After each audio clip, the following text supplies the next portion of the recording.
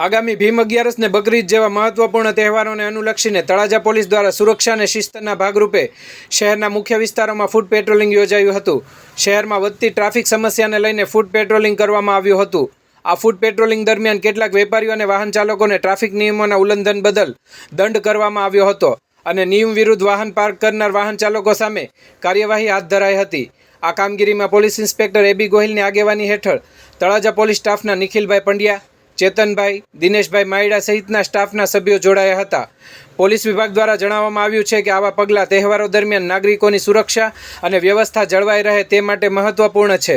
Talaja police વિભાગે નાગરિકોને અનુરોધ કર્યો છે કે તેઓ ટ્રાફિક અને નિયમોનું પાલન કરે અને પોલીસને સહયોગ આપે।